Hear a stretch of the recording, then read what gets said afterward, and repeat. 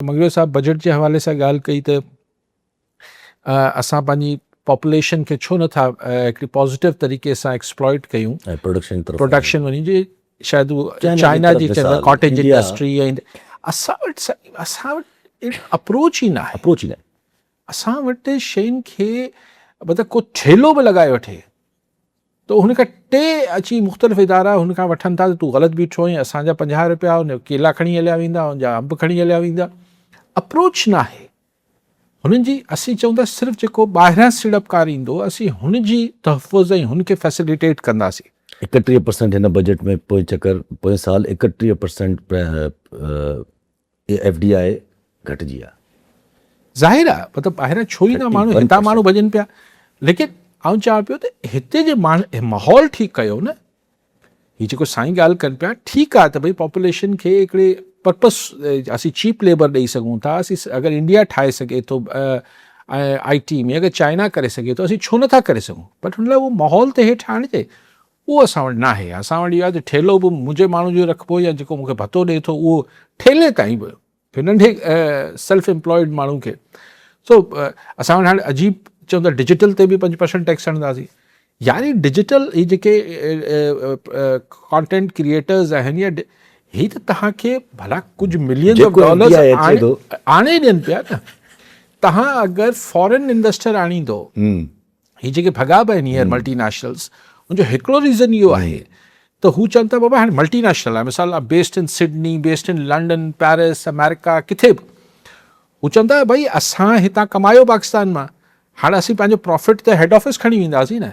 हाणे अगरि हू 5 मिलियन 10 मिलियन डॉलर कमाइनि था पाकिस्तानी PKR में, हू त पाउंड में या डॉलर में खणी ईंदा न हितां।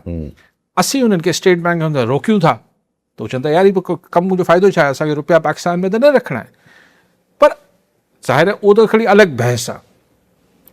पर ही जेको कॉन्टेंट क्रिएटर आहे, हिकिड़ो यूट्यूबर आहे, हिकिड़ो टिकटॉकर आहे, जेको बि आहे, ही त तव्हांखे डॉलर घुराए पियो ॾिए पाकिस्तान में। तव्हां चओ था न हिन ते बि टैक्स लॻायो, ऐं हुननि जो टैक्स 1 पोर्ट जेका हू आहे डिघी बहस आहे, हुते कटिजंदो आहे। ही चवंदा असीं 5% लॻाईंदासीं ऐं पोइ ही विद होल्डिंग हूंदो, असां तव्हांखे वरी रिफंड करे छॾींदासीं।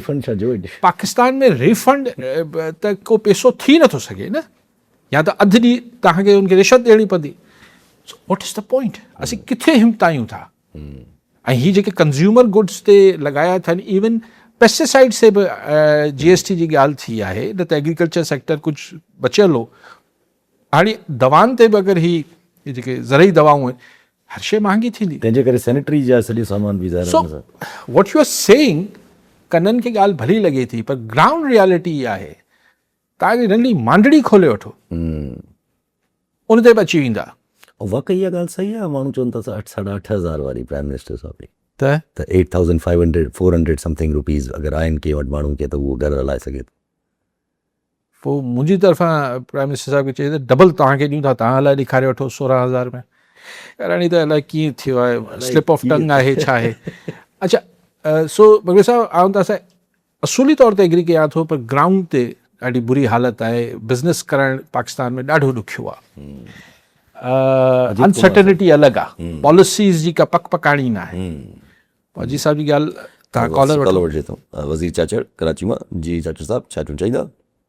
यासिर मां अॼु बनवाकिल में सरेआम सरे बाज़ार विच रोड ते 2 क़त्ल थिया आहिनि चङनि मुड़ुसनि जा, ऐं उन क़त्ल में सिंध हुकूमत ऐं सिंध पुलिस मुकमल नाकाम रही आहे। त फ़रार थी विया ॾोहारी जेके हथियारबंद आया, बाज़ार में क़त्ल करे ऐं मुकमल शहर छॾे फ़रार थी विया।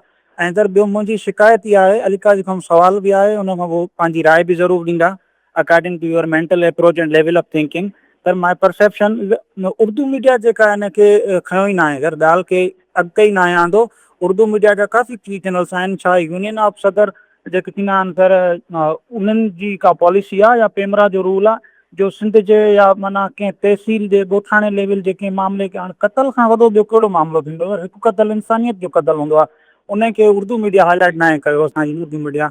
उन खां बाद में एरिकेशन जे हवाले खां अगरि असां वटि पखी पखण जानदार जानवर अची पाणी पीअण जे लाइ उन सिंधू डेल्टा कर, उन खां पोइ मंछर ॾंड कर जेका क़दीमी आहे उहा सुकी थी वञे। हाणे हिन वक़्तु जेका पाणी वारो इशू आहे, सिंध जी ॿियूं जमायतूं, सियासी जमायतूं, कॉम्प्रेस जमायतूं या पधारे जी जमायत आहे, GDA फंक्शनल लीग या राशिद साहब वारा उहे छो नथा एहतजाज कनि या छो नथा निकिरनि? हाणे त आइनी अदालत वकीलनि ते एहतजाज करण ते बि पाबंदी लॻाए छॾी, इन जो साईं असांखे को मुतबादिल हल ॾियो तव्हां पंहिंजे तरीक़े। ठीकु साईं, ॿी बि करो कॉल वठी जावेद समूह नगर पार्क मां। जी समूह साहब छा चवणु चाहींदा? साईं जी जेको आहे मुख़्तलिफ़ इदारनि जेको आहे 83 अरब रुपया यानी 83,000 रुपीस कर्ज़ कयो आहे, जंहिंजी व्याज भरण जी मुद में 8 बिलियन रुपीस जेको आहे मुख़्तस कया आहिनि। ख़बर नथी पए त इहे जेको आहे एतिरो कर्ज़ु छो था कनि। अञा बि जेको आहे अहिड़ियूं फिज़ूल स्कीमूं शामिलु करे कर्ज़ु कनि पिया जंहिंजो को फ़ाइदो कोन्हे, जीअं थर में आरो प्लांट्स आहिनि। ऐं नंबर ॿी ॻाल्हि त गवर्नमेंट हिन दफ़े जेको आहे रियल एस्टेट खे काफ़ी छूट ॾिनी आहे, जॾहिं त रियल एस्टेट जेको आहे उन में सभिनी ख़बर आहे त कारो धन इन्वेस्ट कयो वेंदो आहे, जंहिंजो मुल्क खे को फ़ाइदो कोन्हे, सिर्फ़ु इन्वेस्टर खे फ़ाइदो आहे। उन जे बदिरां जेकॾहिं कंहिं प्रोडक्टिव फैक्टर में जेको आहे पैसा इन्वेस्ट कया वञनि हा, छूट ॾिनी वञे, जीअं कार्टन फैक्ट्री आहे त उनखे इन्वेस्टर खे फ़ाइदो थी आहे, गॾोगॾु आम माण्हू मुल्क खे फ़ाइदो थी आहे, पर ख़बर नथी पए अलाए इहे छो नथा ईअं कनि। ठीकु साईं। अजीत साहब चयो त पघारूं सभिनी जी हिकिड़े बराबरि छो थी वधायूं वञनि, पर अजीत साहब शायदि चवणु इहो चाहींदो हुओ, चयो कोन अजीत साहब मिठी मां फ़ोन कयो त शायदि चवणु चाहिनि पिया त जिन्हनि जी पघारूं घटि आहिनि उन्हनि जी 12 सैकड़ो वधाए छॾियो, जिन्हनि जी अॻु में ई वधीक पघारूं उन्हनि जी 7 सैकड़ो करे छॾियो। शायदि त चयूं कोन, अगरि इहो न चयो अथनि, अगरि मक़सदु इहो नाहे जेको असीं कढणु चाहियूं पिया, त पोइ सभु तव्हांखे मतिलबु पाण खे छो एतिराज़ु हुजे, सभिनी जी वधी वियूं आहिनि। अगरि तव्हां चवणु चाहे थो त जेको मुस्तहिक आहे उनजी वधीक वधनि, हाणे ॾिसो जंहिं वटि 2 लख रुपया बि आहे पघार, ऐं ईअं अजीत साहब बहरहाल हू त चाहे थो न त अञा बि हुनजो लिविंग स्टैंडर्ड बहितर आहे, ऐं अगरि हू रिटायर थियण वारो आहे त ज़ाहिर उनखे 2 लख रुपया त पेंशन न मिलंदी, उनजी 50% ताईं हली वेंदी। त हू जेको इंक्रीमेंट हाणे चओ था त हीअ जेको 7% या 10% जेको बि हाणे ॾिसो सिंध सरकार केतिरो हाणे थी, या फेडरल 7%, हा, त उहो एड ऑन थी वेंदो।